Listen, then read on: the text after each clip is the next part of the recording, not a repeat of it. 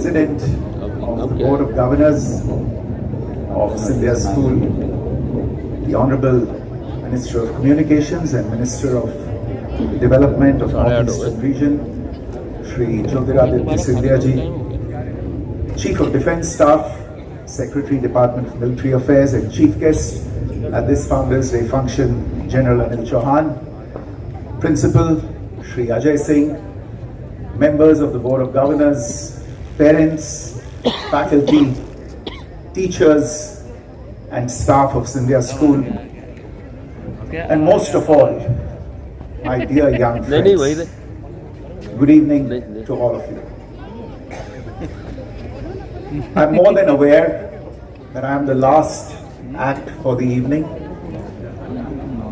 and I do not want to stand between you and what I'm sure is a very sumptuous dinner that is waiting somewhere in some corner of the fort for each one of us.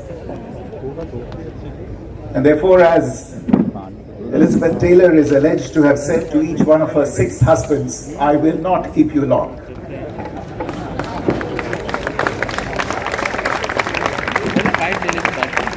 As the President of the Board of Governors said in his remarks while introducing me, it was indeed a hot and sultry day in the summer of 1977 when I trudged up the Urvai Ghati with my local guard and made my way to the office of the then principal of the school, Mr. S.T. Sahi.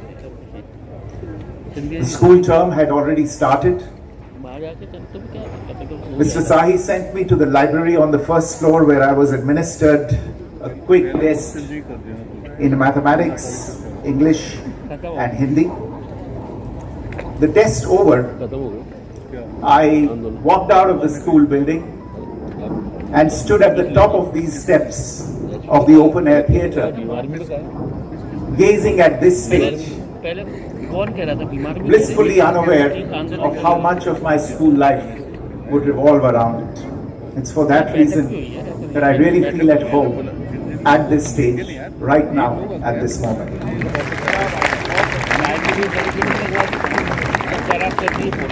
A short while later, Mr. Sahi summoned me to his office to inform me that I had been admitted into class 9 and would start school the very next day.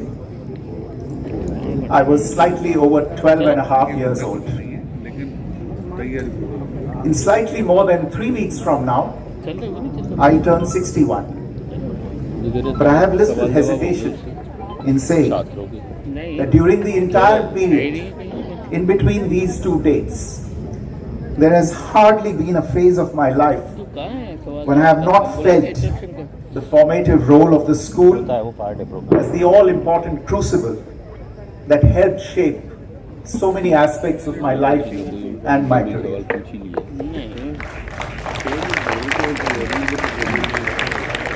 Today, as I stand here, I'm filled with a rush of memories.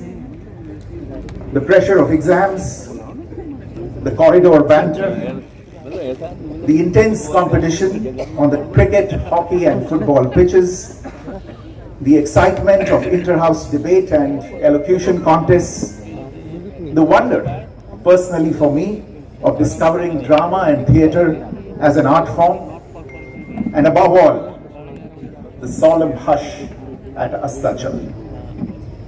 Today there isn't enough time to delve at length into all these memories, but there is something else that also fills me today.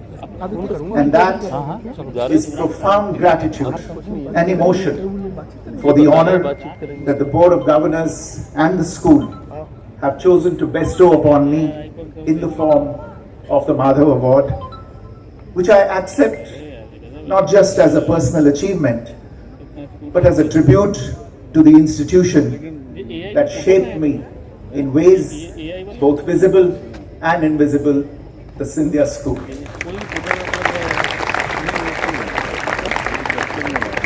I'm grateful in particular to my teachers, my mentors, and my guides from my time at school, and in all humility, I would like to dedicate this award to them, as well as my schoolmates, my housemates, and my classmates, each one of whom, in their own way, helped me to learn and grow as a person. I found out very early at school that this was not just a place where I was sent to learn. This was a crucible of character which would challenge me, which would stretch me, which would drag me outside of my comfort zone, and which would ultimately transform me. The values instilled within these walls and across these fields of integrity, of curiosity, and of empathy above all have been my compass through every twist and turn of my life.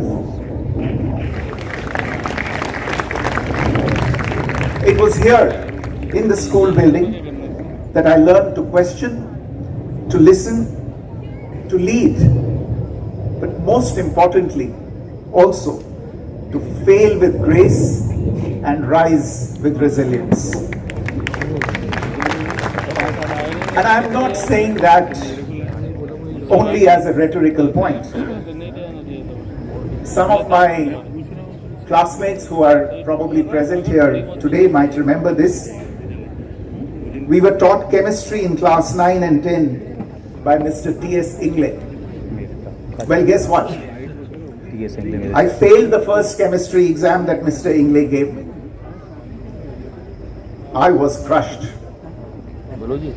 After the answer copies were distributed, Mr. Ingle took me aside and said, somewhat matter-of-factly, and I would even say phlegmatically, don't worry, work harder. I did.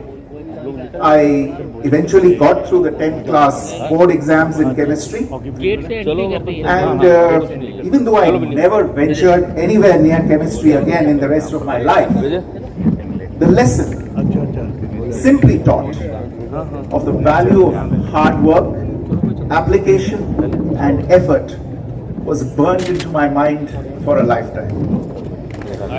Today, I'm grateful to the entire faculty that watched over different aspects of the time that I spent at school, whether in the classroom, on the games field, in art and craft class, or indeed on this very stage. In the months just before I passed out in 1981, or maybe I should say graduated, because today's generation understands something different from the words passed out. Anyway, in those early months of 1981 or late 1980, the school received its first pair of computers. As they were being installed, one of the senior-most faculty members, Mr. T.N. Khar, also a chemistry teacher by the way, remarked that we have the answers. Now we need to ask the right questions. In that moment, I also learned that learning is not just about answers, but also about asking better questions.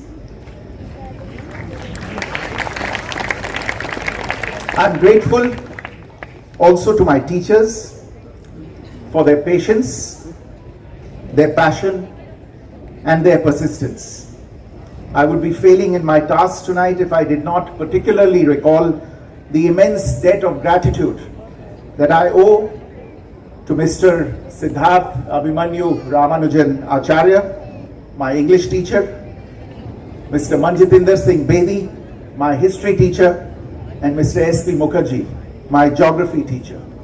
English, history, and geography. What else is there for a diplomat to learn in this day and age? Thank you all for believing in me, to my teachers, and for lighting the fire of a quest for knowledge that endures to this day. To my fellow schoolmates from that era, I know and I regret that we have not remained as closely connected as we would have liked to since leaving school. I blame myself for that. I also blame my job for that, given that it has intermittently kept me abroad for nearly 23 years. But I want to say that this award is a shared honor. We are all products of this institution and have shaped each other in invisible ways, perhaps more than we will ever fully know. As we carry forward the school's legacy in our chosen fields of endeavor, we will always be united by the common thread of the values that we imbibed right here. Last, but certainly not the least, to the current students of the school gathered here. I can see myself and many of my colleagues among you with the same spark, the same zeal, and the same zest, but perhaps also the same doubts, same apprehensions, and the same confusions. Trust me, that is the normal state of being. You are not just entering upon the future, you also have a chance to shape it. The school should be your anchor. As it did to me, it will challenge you, but it will also comfort you at the same time. When you graduate, you will not just be equipped with the knowledge of how to make a living, but how to live a life.